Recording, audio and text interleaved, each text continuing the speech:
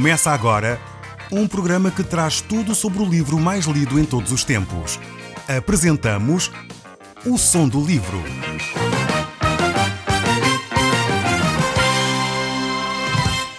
Seja muito bem-vindo. Neste podcast vai encontrar o livro mais conhecido e lido em todo o mundo. Vamos levá-lo numa viagem pela história da humanidade. Este é um audiolivro para si, para a sua família e sociedade em geral. Contextualização e comentários de Paulo Chaveiro. No nosso estudo da última vez que fizemos, falámos acerca de um homem. Esse homem chamava-se Simão, o mágico. Entre outros assuntos, nós vimos que ele tentou comprar os dons espirituais. Este era um homem que pensava que podia adquirir o direito e a autoridade espiritual através do dinheiro.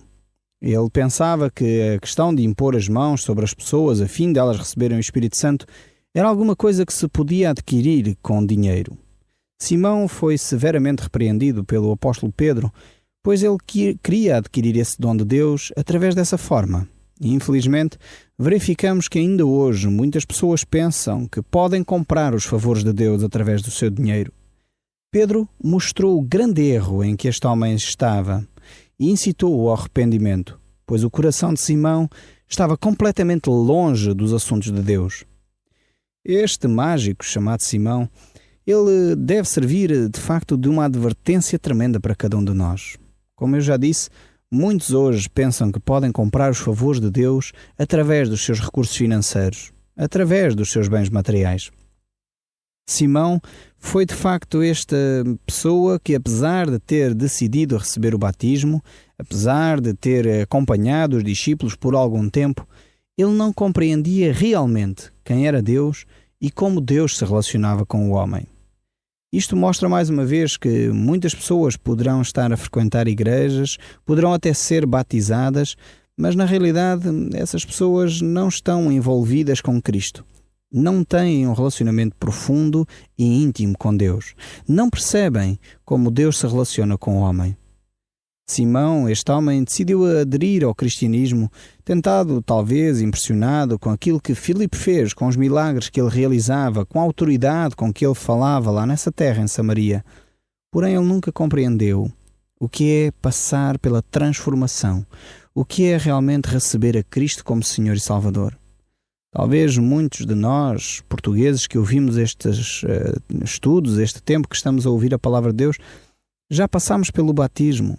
Talvez já frequentamos alguma congregação, alguma igreja, mas talvez ainda não experimentamos, como este homem, a transformação operada por Deus. Talvez não experimentamos ainda, como este homem, o batismo do Espírito Santo, o receber esse mesmo Espírito de Deus. E é isto que realmente nós devemos aprender através deste homem, este Simão, este homem que pensava poder comprar os favores de Deus através dos seus recursos financeiros. Mas vamos voltar aqui de novo ao capítulo 8 do livro dos Atos. E nós vamos então ler a partir do verso 26. Se você tiver a sua Bíblia à mão, eu recomendava que a abrisse para nós podermos juntos então ler estes textos e retirar deles alguns ensinos para os nossos dias. Diz assim então a palavra de Deus no livro dos Atos, capítulo 8, o verso 26. E quanto a Filipe, um anjo do Senhor disse-lhe: vai até à estrada que sai de Jerusalém e que atravessa o deserto de Gaza na direção do sul. E Filipe assim fez. Esta primeira paragem aqui neste texto da Palavra de Deus, vemos que Deus está a dirigir a vida de Filipe. Filipe é de facto um homem que é conduzido por Deus para levar esta boa notícia às pessoas que cruzam com ele. Seja nas grandes cidades, seja num deserto, Filipe está disposto a obedecer à Palavra de Deus. Filipe vai ser conduzido até um homem que pertence à terra da Etiópia, um homem da África. E Deus vai conduzir então Filipe a ter esse encontro com este homem. Deus tem um plano a executar através de Filipe. Ele então mobiliza os seus anjos, avisa Filipe e Filipe obedece à palavra de Deus e desloca-se então para esse deserto, esse sítio onde há pouca gente. Deus aqui usou os seus anjos para anunciar a Filipe o que ele deveria fazer. Mas o texto continua no verso 27. Filipe assim fez e veio encontrar viajando naquela estrada um administrador do reino da Etiópia, um eunuco que era alto funcionário da rainha de Candace. Fora a Jerusalém adorar no templo e voltava agora no seu carro, lendo em voz alta no livro do profeta Isaías. Temos então aqui o Espírito de Deus a utilizar Filipe para alcançar este homem. Este homem era um homem religioso, era um homem que vinha de Jerusalém, de alguma forma um homem que já temia a Deus, mas no entanto ele mantinha o seu coração vazio. E esta talvez é a primeira lição que nós podemos tirar daqui. A religião, na realidade, não preenche o vazio do nosso coração. Só Jesus Cristo pode realmente preencher esse vazio. E é aqui que nós devemos entender que a religião, tradições, coisas que nós fazemos poderão de alguma forma contribuir para nos aproximarmos de Deus. Como era o caso. Este homem vinha de Jerusalém, vinha provavelmente das festas tradicionais em Israel, mas ele de alguma forma continuava com o seu vazio no seu íntimo. Ele lia a palavra de Deus, mas na realidade ele não entendia, como nós vamos ver a seguir. Este homem era etíope, era um alto funcionário de Candace, deste reino. Provavelmente seria equiparado ao ministro das Finanças atualmente.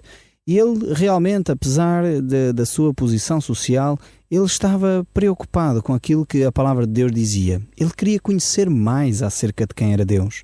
Por isso mesmo, ele ia a Jerusalém, a cidade santa, para adorar a Deus.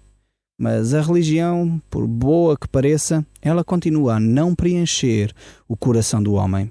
E por isso Deus então conduz Filipe até encontrar este homem aqui. É importante este homem estar a ler as Escrituras, pois o próprio Jesus disse: examinais as Escrituras, porque julgais ter nelas a vida eterna, e são elas que testificam de mim. Ou seja, era importante que este homem fosse lendo a Bíblia, as Escrituras, o Velho Testamento. Era já importante ele ter este desejo de conhecer mais Deus, mas era necessário ele ter esse encontro pessoal com Cristo. E foi por isso que Deus levou Filipe a este encontro. Diz o texto no verso 29, o Espírito Santo disse a Filipe: vai e caminha ao lado do carro. Nós já vimos que no início foi Filipe conduzido por Deus para falar a este homem. Ele foi orientado por um anjo nesta direção. Agora, o Espírito Santo passa a dizer a Filipe o que ele deve fazer também. Ele deve então caminhar junto a esse carro. O Espírito Santo conduz Filipe passo a passo, até ele poder então estar perto deste homem. E então no verso 30 diz: Filipe aproximou-se a correr e, ouvindo o que ele lia, perguntou-lhe: compreendes o que lês? É muito interessante mais uma vez ver o que Deus faz aqui. Se por um lado nós encontramos em todo o texto sempre a mostrar que o Espírito Santo conduziu Filipe até este homem, por outro lado vemos agora Filipe a fazer a sua parte. Ou seja, aquilo que Deus nos confiou para fazer, Deus não vai fazer. Vai esperar que nós o façamos. É interessante ver que Filipe necessita correr para acompanhar este carro. Ou seja, é necessário um esforço da parte de Filipe. Deus poderia ter conduzido Filipe uns momentos antes. Talvez ele chegasse lá e ficasse sentado numa pedra à espera. Mas não. Filipe ficou a alguma distância ao ponto de necessitar de correr para acompanhar este homem, para acompanhar esta comitiva. Isto mostra realmente que Deus, quando nos pede para fazer alguma coisa, espera também de nós a nossa parte do trabalho. Ou seja, Deus é tão simpático conosco que nos convida a nos envolvermos no trabalho dele. Mais ou menos como eu faço com os meus filhos. Ou seja, por vezes eu estou a fazer pequenas reparações lá em casa e os meus filhos gostam de vir ajudar. Então eles oferecem ajuda. Eu sei que se eles não me ajudarem, normalmente eu faço o trabalho mais depressa e mais bem feito. No entanto, em algumas alturas, quando tenho mais tempo, permito que os meus filhos me ajudem. Ou seja, eu gosto da companhia deles. Não é que a sua ajuda seja efetiva e eficaz, mas no entanto eles sentem-se úteis e gostam de participar nessas atividades. Com Deus é a mesma coisa. Deus, se quisesse fazer o trabalho sozinho, certamente Ele faria mais depressa e mais bem feito. Mas Deus decidiu pedir a nossa colaboração. E basicamente é como um pai que ama os seus filhos, que permite, para poderem estar juntos, permite que eles desenvolvam algumas tarefas. E Deus faz o mesmo connosco e fez o mesmo com Filipe. E de alguma forma Deus espera que nós nos esforcemos para fazermos a nossa parte. E esta é a bondade de Deus, o amor de Deus, em querer relacionar-se com os seus filhos, ao ponto de até os convidar para tarefas tão importantes como esta, de anunciar o Evangelho da Salvação, de anunciar uma notícia que transforma a vida de uma pessoa, de anunciar uma palavra tão importante que vai fazer diferença para toda a eternidade. E isto Deus confiou-nos. Então o texto bíblico continua no verso 31, quando Filipe pergunta então se o etíope entende o que ele está a ler, ele responde: "Claro que não", exclamou o homem. "Como posso compreender se não há quem me ensine?" E pediu a Filipe que entrasse no carro e se sentasse ao seu lado. Nós vemos aqui que Deus conduz mais uma vez todas as coisas e que nós devemos ser sensíveis à ação do Espírito Santo em nós. Quando nós falamos acerca de Cristo aos outros, devemos ser sensíveis à realidade que as pessoas estão a viver. Este homem aqui já estava preparado, ele estava a ler o texto da Palavra de Deus. E Filipe, em vez de começar logo a explicar, perguntou ao homem se ele entendia o que ele estava a ler. Isso deve ser também um alerta para nós, que muitas vezes temos tanto entusiasmo em querer falar de Deus que nem esperamos que as outras pessoas queiram ouvir. É necessário que os outros queiram ouvir antes de nós falarmos. E Filipe, em vez de começar logo a explicar as Escrituras, a explicar a razão por que estava ali, perguntou a este homem se ele entendia o que ele estava a ler. E este próprio homem pediu então que Filipe o ensinasse, lhe explicasse o texto bíblico. E deverá ser assim que nós fazemos quando também anunciamos algo tão importante como aquilo que Deus fez na nossa vida. Devemos esperar que os outros também queiram ouvir. Mas o texto bíblico continua. A passagem das Escrituras que o eunuco lia era: "Levaram-no como uma ovelha para o matadouro, e assim como um cordeiro que se mantém calado diante dos tosquiadores, assim também ele não abriu a sua boca. Foi humilhado, negaram-lhe a justiça. Quem pode descrever a sua geração? Pois a sua vida foi tirada da terra." Este homem etíope estava a ler o texto no Velho Testamento que fala acerca da pessoa de Jesus Cristo, acerca da sua morte. Mas o texto continua. E então o eunuco perguntou a Filipe: "Isaías fala acerca de si próprio ou de outra pessoa?" Então aqui está uma boa deixa para Filipe poder começar a falar acerca de Jesus Cristo. Cada um de nós, muitas vezes, conhece as histórias da Bíblia, conhece os textos bíblicos e pode parecer fácil olharmos para estes textos e rapidamente entendemos aquilo que eles dizem. No entanto, há pessoas que não têm essa proximidade com as Escrituras e necessitam que calmamente nós possamos explicar aquilo que a Bíblia diz. E foi exatamente isso que Filipe fez. Diz o texto: "Então Filipe, começando com este mesmo texto das Escrituras e usando muitas outras passagens, falou-lhe de Jesus. Entretanto, chegaram ao local onde havia água e o eunuco disse: 'A água já aqui temos. Por que é que não hei de ser batizado?' 'Com certeza que sim,' respondeu Filipe, 'se creres de todo o teu coração.'" Então temos aqui algo muito interessante. Este homem, este eunuco, compreende as Escrituras, compreende aquilo que o livro de Isaías estava a falar. E então percebe também, para poder fazer parte da pessoa de Jesus Cristo, aceitar Jesus Cristo, é necessário então ser batizado. Talvez para nós este conceito de batismo não é tão claro como naquela época. As pessoas, assim que aderiam a um movimento, a um grupo religioso, normalmente eles praticavam este batismo. O batismo era uma forma de se relacionar, de se identificar com essa nova mentalidade, com essas novas crenças. Isto era prática comum naquela época. Por isso, este eunuco, assim que percebe que quer seguir a Jesus Cristo e que Jesus Cristo é o centro daquele texto bíblico que ele vinha a ler, então ele diz: "Eu quero seguir a Cristo e por isso mesmo eu quero ser batizado." E Filipe responde: "Com certeza, mas havia uma condição. Essa condição é que faz toda a diferença. A pessoa pode ser batizada, e diz o texto bíblico, se crer de todo o coração." Eu sei que na nossa cultura é hábito as pessoas serem batizadas mesmo sem manifestarem este desejo, sem manifestarem essa crença. Muitas vezes porque os pais querem ou os padrinhos querem, a pessoa é batizada. Mas o texto bíblico nos mostra que este eunuco foi batizado depois de crer. Ele só deveria ser batizado se ele cresce em Jesus Cristo de todo o seu coração. E eu creio sinceramente também que este princípio que a Bíblia ensina aqui deve ser mantido na nossa vida. Ou seja, nós só devemos ser batizados quando já manifestamos que cremos em Cristo de todo o nosso coração. Então aí, quando fizemos essa afirmação, quando testemunhamos já dessa crença no nosso coração, então o batismo faz todo o sentido.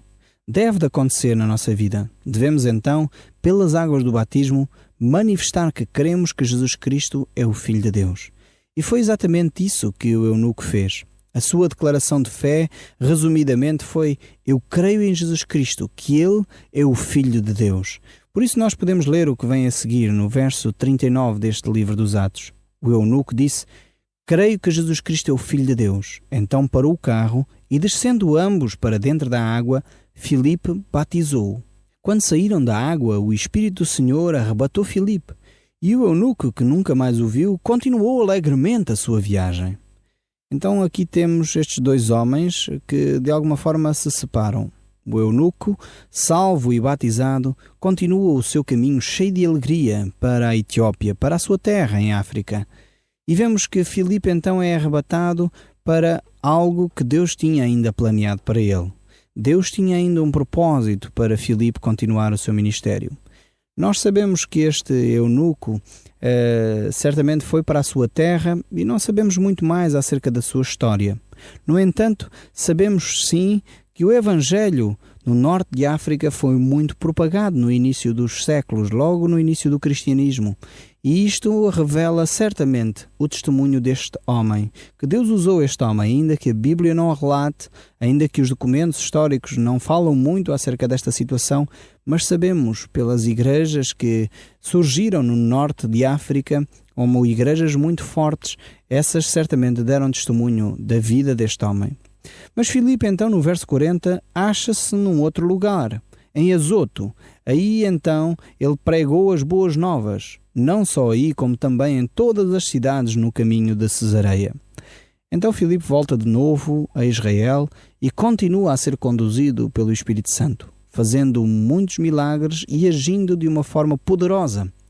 Este Filipe aqui é de facto o diácono, não devemos confundi-lo com o apóstolo. Havia o apóstolo Filipe, mas aqui este Filipe era um diácono que foi escolhido em Atos capítulo 6 para servir, mas era um homem cheio do Espírito Santo e que anunciava a palavra de Deus. Mas continuando então aqui no texto bíblico, vamos chegar agora ao capítulo 9. Estes 3 capítulos, o 8, o 9 e o 10, falam-nos acerca de conversões de várias pessoas. No capítulo 8 vimos a conversão deste etíope. Agora no capítulo 9 vamos ver a conversão de um homem que vai fazer muita diferença no cristianismo. Esse homem chama-se Saulo e mais tarde vem ser apelidado de Paulo. Este homem era alguém que perseguia ferozmente a igreja cristã. Ele pensava com isso estar a fazer algo que agradasse a Deus. Mas na realidade, quando ele teve este encontro com Deus aqui neste capítulo 9, então ele mudou radicalmente a sua maneira de viver e a sua maneira de encarar as coisas. No capítulo 10, nós veremos a conversão de um homem, de um romano, um Cornélio, alguém que é um centurião romano, um chefe das tropas romanas. Nós veremos isso no capítulo 10. Mas agora vamos deter a nossa atenção neste capítulo 9. Diz assim: entretanto, Saulo, ameaçador e desejoso de destruir todos os discípulos do Senhor, dirigiu-se ao supremo sacerdote em Jerusalém, pedindo-lhe que lhe passasse uma carta credencial dirigida às sinagogas de Damasco, exigindo a cooperação destas na perseguição de quaisquer seguidores do caminho, a que Saulo aí encontrasse tanto homens como mulheres, para que pudessem levá-los acorrentados para Jerusalém. Aqui temos então Saulo desejoso de prender os cristãos. Ele era um homem que pensava que com isso estaria a fazer algo agradável a Deus. E então o texto bíblico diz: ao aproximar-se de Damasco no cumprimento dessa missão, uma luz brilhante vinda do céu fixou-se de súbito sobre ele. Caindo no chão, ouviu uma voz que lhe dizia: Saulo, Saulo, por que me persegues? Certamente Saulo não estaria à espera desta situação acontecer com ele. Ele pensava, como eu já disse, estar a fazer algo que agradava a Deus. Ele pensava que os seguidores do caminho, como eram chamados os cristãos daquela época, era uma seita que estavam a prejudicar de alguma forma a verdadeira religião, que era o que os fariseus seguiam. Jesus Cristo tinha mostrado que a religião farisaica era de facto algo que era baseado na hipocrisia, na mentira, alguém que ensinava uma coisa, mas na realidade vivia outra. E então Paulo perseguia os cristãos na tentativa de travar esse procedimento. E por isso mesmo Jesus intervém de uma forma poderosa e pergunta: Saulo, Saulo, por que me persegues? Não é que na realidade Saulo estivesse a perseguir Jesus, ele estava a perseguir os discípulos. Mas, na realidade, quando alguém faz uma coisa a um dos filhos de Deus, é como quando Jesus disse: a mim mesmo me faz. É por isso que Jesus diz a Saulo: Saulo, Saulo, por que me persegues? Ele estaria a perseguir os cristãos e dessa forma estaria como a perseguir Jesus Cristo. E ele pergunta, diante dessa situação, pergunta: mas quem és tu, Senhor? E Jesus responde: sou eu, Jesus, a quem tu persegues. Saulo certamente não estaria à espera de uma afirmação destas. Ele não estaria à espera que o próprio Jesus se revelasse a ele desta forma. Então ele recebe as orientações da parte de Jesus dizendo: levanta-te e entra na cidade onde te dirão o que te convém fazer. Então Saulo é conduzido para essa cidade e ele deve lá então aguardar orientações da parte de Deus. Ele fica ali e lá então ele é dirigido a Ananias, um servo de Cristo. E ele acolheu Saulo. Era preciso que este homem, Ananias, tivesse muita coragem para acolher Saulo, que de alguma forma perseguia os cristãos. E então, diante disto, Saulo está ali e aguarda as orientações de Deus. Talvez você que me está a ouvir precisa deste encontro pessoal como Paulo o teve com Cristo. Talvez você neste momento fique a aguardar aquilo que Deus lhe quer falar, aquilo que Deus quer dizer ao seu coração. E Deus quer que você o entregue neste momento em oração. Entregue a sua vida nas mãos de Deus. E é isso que Deus deseja. Eu espero que esta promessa de Deus se realize na sua vida. O Som do Livro, uma produção da Rádio Transmundial de Portugal.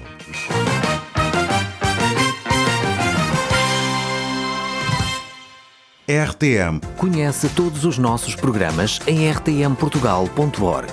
Uma produção da Rádio Transmundial de Portugal.